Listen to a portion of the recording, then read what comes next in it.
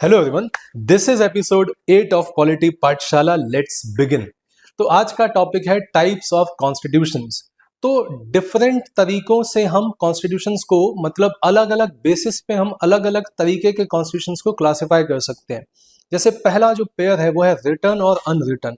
अगर आपके कॉन्स्टिट्यूशन के सारे डॉक्यूमेंट्स सारे प्रोविजंस एक ही डॉक्यूमेंट में कंपाइल्ड है, उसको हम बोलेंगे रिटन कॉन्स्टिट्यूशन, जैसे इंडिया।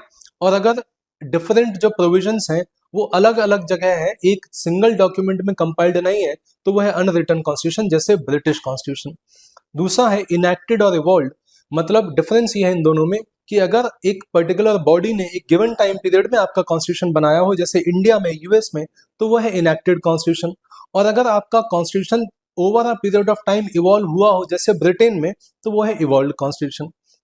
थर्ड है रिजिड एंड फ्लेक्सिबल। डिफरेंस ये है कि अगर कॉन्स्टिट्यूशनल अमेंडमेंट इजी है तो वो है फ्लेक्सिबल, और अगर कॉन्स्टिट्यूशनल अमेंडमेंट मुश्किल है तो वो है रिजिड कॉन्स्टिट्यूशन।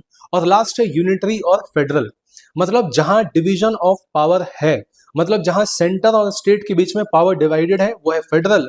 और जहां पावर, पॉलिटिकल पावर डिवाइडेड नहीं है बल्कि एक ही लेवल पे है, वो है यूनिटरी।